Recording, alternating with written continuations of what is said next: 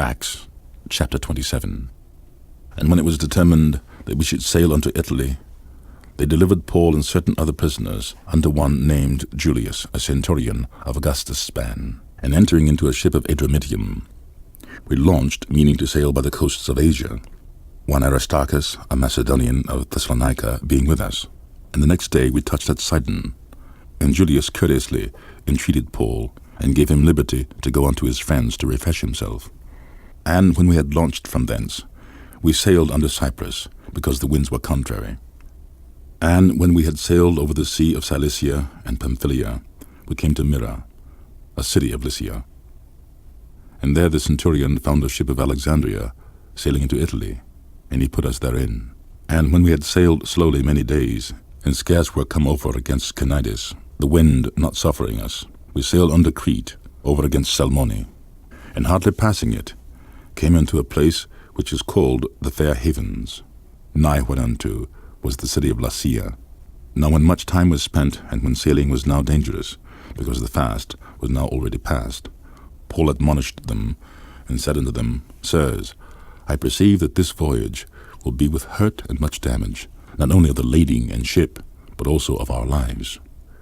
Nevertheless the centurion believed the master and the owner of the ship, more than those things which were spoken by Paul. And because the haven was not commodious to winter in, the more part advised to depart thence also, if by any means they might attain to Phoenice, and there to winter in, which is a haven of Crete, and lieth toward the southwest and northwest. And when the south wind blew softly, supposing that they had obtained their purpose, loosing thence, they sailed close by Crete. And not long after, there arose against it a tempestuous wind, called Euroclydon. And when the ship was caught, and could not bear up into the wind, we let her drive. And running under a certain island, which is called Clauda, we had much work to come by the boat. Which when they had taken up, they used helps, undergirding the ship, and fearing lest they should fall into the quicksands, strake sail, and so were driven. And we being exceedingly tossed with the tempest, the next day they lightened the ship. And the third day we cast out with our own hands the tackling of the ship. And when neither sun nor stars in many days appeared, and no small tempest lay on us, all hope that we should be saved was then taken away. But after long abstinence, Paul stood forth in the midst of them, and said, Sirs, ye should have hearkened unto me, and not have loosed from Crete, and to have gained this harm and loss. And now I exhort you to be of good cheer, for there shall be no loss of any man's life among you, but of the ship. For there stood before me this night the angel of God, whose I am and whom I serve, saying, Fear not, Paul, thou must be brought before Caesar. And lo, God hath given thee and all them that sail with thee. Wherefore, sirs, be of good cheer, for I believe God that it shall be, even as it was told to me. Howbeit we must be cast upon a certain island. But when the 14th night was come, as we were driven up and down in Adria, about midnight the shipmen deemed that they drew near to some country, and sounded, and found it 20 fathoms. And when they had gone a little further, they sounded again, and found it 15 fathoms. Then fearing lest we should have fallen upon rocks, they cast 4 anchors out of the stern, and wished for day.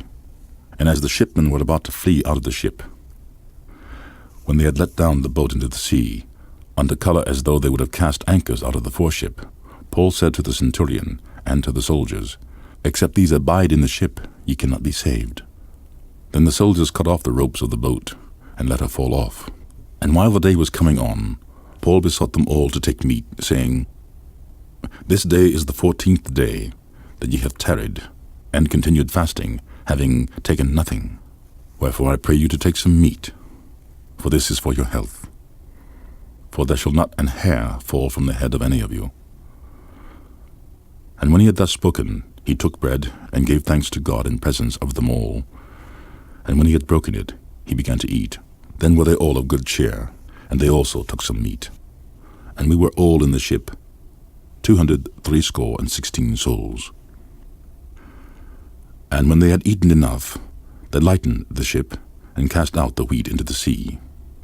And when it was day, they knew not the land, But they discovered a certain creek with a shore, into which they were minded, if it were possible, to thrust in the ship. And when they had taken up the anchors, they committed themselves into the sea, and loosed the rudder bands, and hoisted up the mainsail to the wind, and made toward the shore. And falling into a place where two seas met, they ran the ship aground. And the forepart stuck fast, and remained unmovable, but the hinder part was broken with the violence of the waves. And the soldiers' counsel was to kill the prisoners, lest any of them should swim out and escape. But the centurion, willing to save Paul, kept them from their purpose, and commanded that they which could swim should cast themselves first into the sea and get to land, and the rest, some on boards and some on broken pieces of the ship. And so it came to pass that they escaped, all safe to land.